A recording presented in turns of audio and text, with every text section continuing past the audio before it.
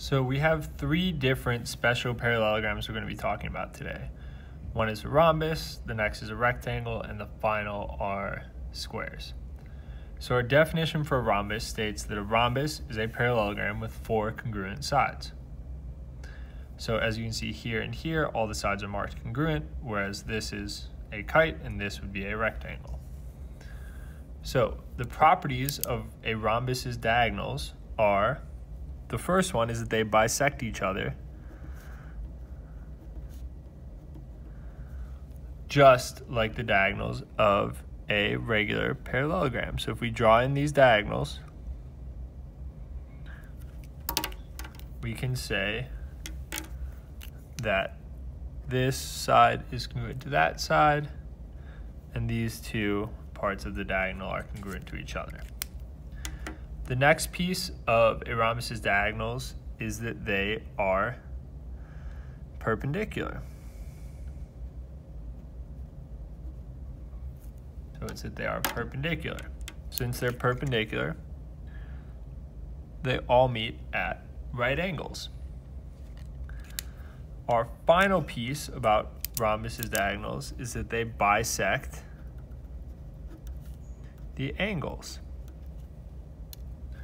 So in this case, this is congruent to that, this is congruent to that, and these two are congruent to each other, and these two are congruent to each other. And we know from the properties of parallelograms that this angle and this big angle are congruent to each other, so we can say the little pieces of them are also congruent to each other. So the next one we have are rectangles, that have four congruent angles, of which they're all right, as you can see in the corners of this example. This would just be a parallelogram, and that would be a trapezoid. So our properties of the rectangle's diagonals are just like a parallelogram or a rhombus's diagonals, that they bisect each other. So if we draw these in,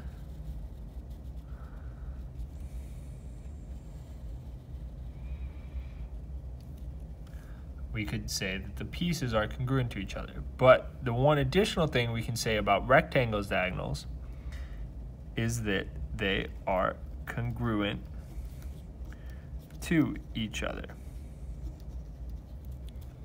So because they're congruent to each other, not only can I say that that half of the diagonal is congruent to that half of the diagonal, I can also say that these halves are all congruent to each other. So our final special parallelogram is a square, which is pretty much a combination of a rectangle and a rhombus.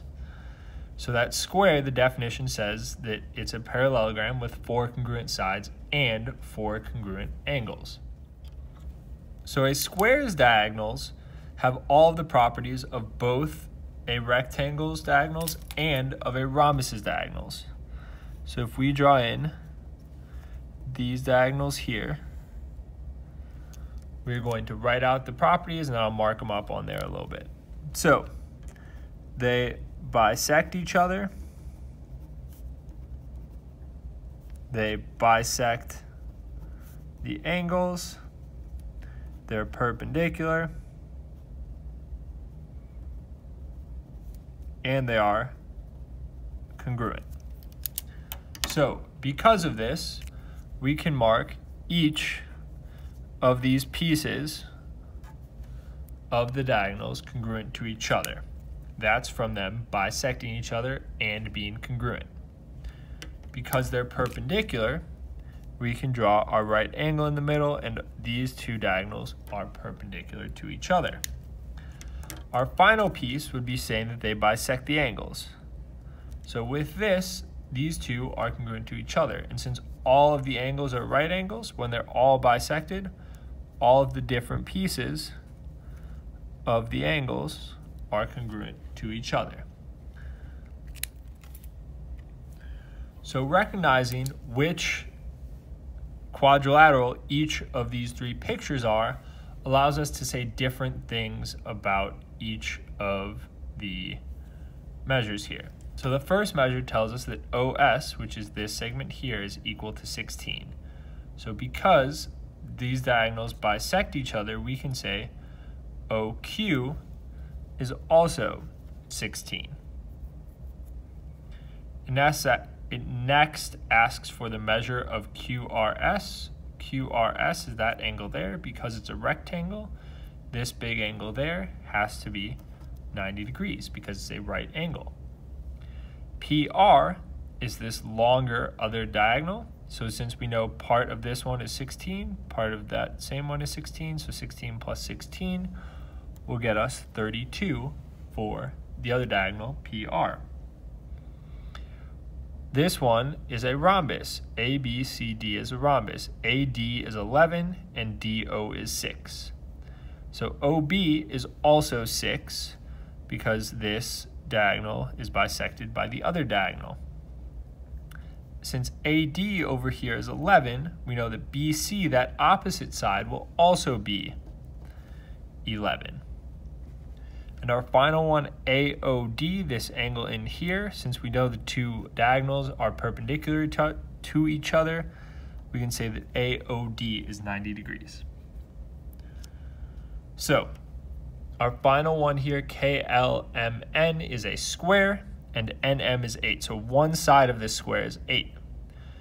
The measure of angle OKL here, since we know this angle was 90 and it was bisected, so OKL should be 45 degrees.